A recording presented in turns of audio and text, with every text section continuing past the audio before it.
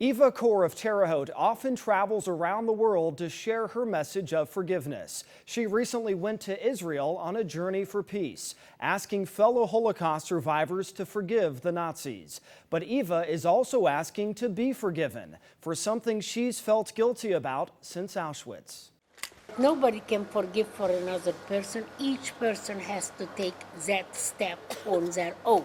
As Eva Kor asks fellow Holocaust survivors to forgive the Nazis, she's also asking to be forgiven herself. Shalom. Eva had a long overdue message she wanted to deliver in person to Judith Chengala Barnea, who reluctantly agreed to see Eva. She said to me, "We have a problem with you and we don't like you." Eva was invited up alone for a short time. She knew why the Chengala twins were mad at her, and Eva always felt guilty for it. I said to her, "I want you to know that your mother definitely helped save our lives. Otherwise, I don't know how on earth would have gotten back from Auschwitz." After World War II ended, Mrs. Chengala took 10-year-old Eva and her twin sister Miriam back home to their relatives in Romania. Mrs. Chengala had survived Auschwitz by somehow convincing the Nazis to keep her alive. I was saying that I was sorry. Eva wanted Judith to understand why she never thanked her mom. I tremendously envied you. I said, "You had a mother who came in and brought you bread. I had no one." So in many ways, that was a very strained relationship between you and us. It was not your fault that I didn't have a mother. And it definitely, I thought it would have been nice if I would have had somebody to bring me bread in, but I was on my own in trying to get what we needed to survive. Judith accepted her apology, but told Eva Auschwitz is still too painful to discuss. Eva explained how forgiveness helps her talk about the past, but Judith said she had to go. I said, "But could I come back tomorrow?" She said, "No, we are leaving for the Dead Sea for vacation." Judith and her husband had to leave for a vacation here in the Dead Sea, a place they've come to for years because of its healing powers. Eva followed them here, driving 3 hours to try to talk more with Judith about forgiveness and peace. Okay. By the time Eva arrived at the resort, Judith had gotten sick, so her husband came down to meet with Eva. She doesn't want to know why I forgave the Nazis. He didn't want to know. He just wanted to understand why people hate me. What have I done to be hated for?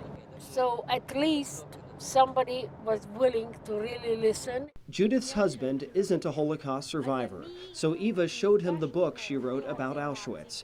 She also told him how forgiveness has plenty of benefits without any drawbacks. You don't need to spend any money. You just have to want to be well. And what can you lose? You can lose all the pain, all the anger, all the animosity. That's the good thing to lose. Judith's husband wants to help his wife, but Eva said accepting forgiveness can't be forced on anyone. You have to understand, you have to come to that aha moment.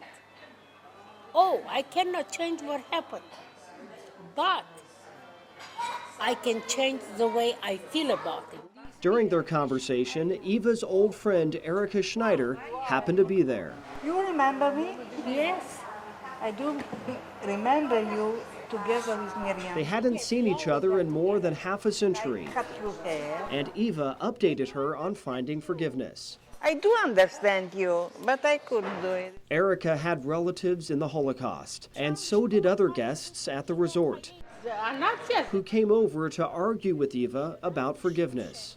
Who said that you cannot forgive the Nazis? You can forgive everybody else, but not the Nazis? Why? Because their crimes were so big. That means just because the crimes were so enormous, therefore the victims have to suffer so enormously. That is to me absurd. While the guests didn't understand forgiveness, Eva feels she might have connected with Judith's husband.